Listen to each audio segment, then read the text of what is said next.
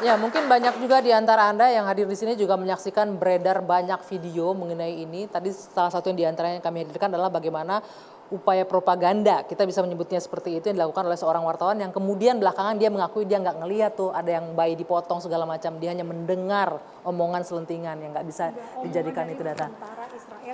Bisa digunakan mikrofonnya? Ya, jadi memang kalau kita dalam keadaan terkejut, kita mungkin tidak langsung melihat, tapi kita mengonfirmasi dari tentara, dari otoritas resmi yang mengambil mayat. Dan tapi faktanya sekarang begini, ada. kita tidak boleh hanya dari satu sisi. Please, tolong lihat juga cek fakta dari Israel. Nah, kenapa? Karena kalau kita akhirnya hanya berdasarkan satu sisi, kita akan mudah mengklaim itu propaganda. Padahal sudah jelas-jelas video-video yang diedarkan oleh orang Palestina sendiri, orang-orang Gaza sendiri adalah video-video kebiadaban. Perempuan diangkut di mobil bak terbuka, dibawa keliling-keliling, diludahi. Apakah itu sebuah tindakan yang bisa kita maklumi? Tidak bisa. Logika kita, hati nurani kita, kewarasan berpikir kita pasti harus dua-duanya itu kekerasan. Monik, tapi Monik sendiri cuma melihat satu. Saya punya video yang kalau ditunjukin semua akan menangis. Anak kecil Palestina dikasih makan anjing. Anjing-anjing itu buat makan orang Palestina loh. Dan itu videonya lengkap itu. Hoax itu. Pasti bilang hoax, pasti bilang bohong. Lihat. Mbak Monik nanti lihat ada kisah jurnalis Amerika keturunan Palestina, Shirin Abu Akleh. Itu kata Israel Defense Force, tadi pertahanan Israel yang Mbak Monik percaya, terbunuh oleh lawannya Israel.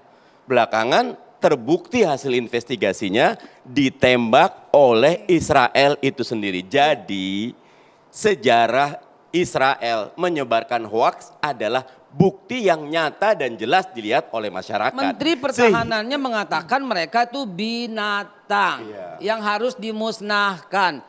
Itu ada di rekaman videonya, Dan di Twitternya. Terus masih hoax juga. Mbak Monik lihat Konvensi Jenewa menyatakan tidak boleh ada pemutusan hubungan listrik, air, suplai makanan. Itu betul-betul bertentangan dengan kemanusiaan. Kemarin jadi Mbak Monik lihatlah Israel yang sebenarnya seperti apa gitu. Kemarin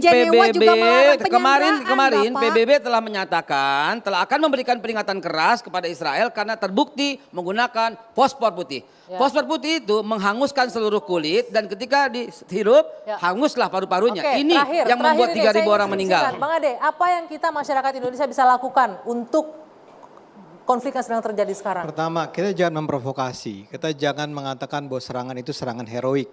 Sama sekali nggak ada heroik di sana. Kita ini harus prihatin dan marah bahwa 2.500 rakyat sipil di kedua negara hari ini tewas. Mungkin sudah lebih dan akan bertambah terus. Tapi kita tidak boleh lupa juga sepanjang berapa dekade warga Palestina juga jadi korban oleh Israel. Itu udah nggak penting buat saya. Pertanyaan nggak penting bagaimana? Gak penting. Itu buat saya nggak penting. Orang yang nggak bisa. Akar masalahnya kemerdekaan Palestina. Stop dulu. Itu akar masalahnya. Betul. Anda minta saya bicara. Saya mengatakan bahwa yang terpenting saat ini adalah bagaimana agar tidak ada lagi korban bertambah. Oke, cukup. Silakan Bang Mardhani. Kemerdekaan adalah hak segala bangsa. Oleh sebab itu penjajahan harus dihapuskan dari seluruh muka bumi karena tidak sesuai dengan peri kemanusiaan dan peri keadilan. Israel menjajah Palestina.